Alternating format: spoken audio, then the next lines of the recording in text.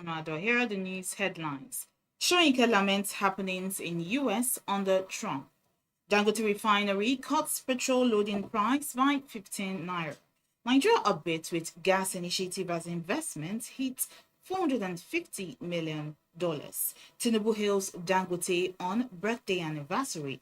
And finally on entertainment, US court summons Davido over alleged soundtrack theft. And now we'll take the news in detail. Nobel laureate Professor Wale Soyinka has expressed sadness over happenings in the United States under the leadership of President Donald Trump. Soyinka, who had in 2016 threatened to tear his green card if Trump won the election and became president, spoke on the latest developments in the US, saying, "It's one of the saddest developing phenomena that I know of. I just feel very, very sad that what's happening in the States should be happening in such a potentially progressive country." The nonagerian, world-acclaimed writer said in a conversation with freelance art journalist Laura Collins Hughes, published in the New York Times. In a piece titled "At 90, Wale Soyinka revisits his younger, more optimistic self," Collins Hughes quoted Soyinka expressing distress in recent events in the United States where he once lived in self-exile.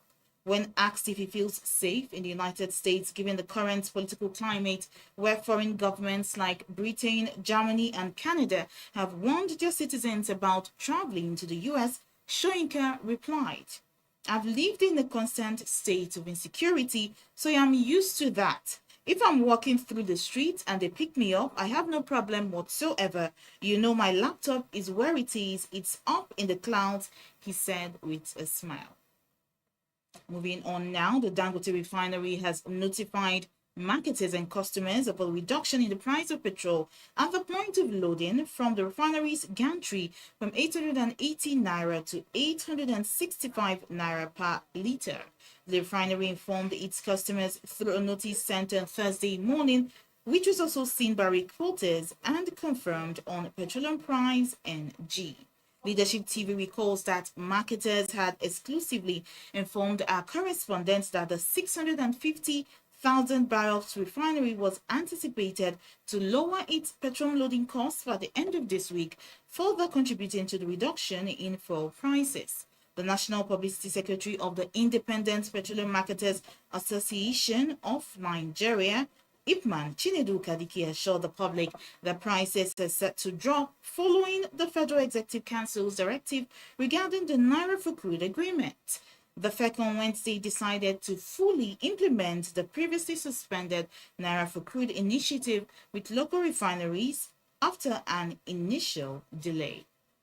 And now the Minister of State for Petroleum Resources, Gas, Ekperikpe Ekpo, has said that Nigeria's gas development objective was gaining traction with more private sector investment in the sector. The minister spoke following a contract deal between a Nigerian firm, Timil Development Company Limited, and Hyundai Heavy Industries for the construction of an 88,000 cubic meter very large gas carrier. He described the deal as a significant milestone in the collective journey towards realizing Nigeria's decade of gas vision. The contract signed in London, United Kingdom on Wednesday alongside a deal for the construction supervision contract with the NLNG Shipping and Marine Limited is valued at over $250 million. This brings TDC's total investment in the gas sector to over $450 million within the last 4 years. Launched in 2021, the Decade of Gas initiative is a strategic effort by the federal government to harness the country's abundant natural gas resources for economic development and energy transition. The initiative aims to transform Nigeria into a gas-powered economy by 2030 through a series of policy reforms, infrastructure development, and investment attraction strategies. And still in the news, President Bola Tinubu has congratulated Africa's foremost industrialists and philanthropists Alhaji Aliko Dangote, founder and president of the Dangote Group, on his birthday anniversary. In a statement by his spokesman Bayo Onanuga on Thursday, the president celebrated the life of a visionary whose resilience and unwavering commitment to Africa's economic transformation have redefined entrepreneurship on the continent.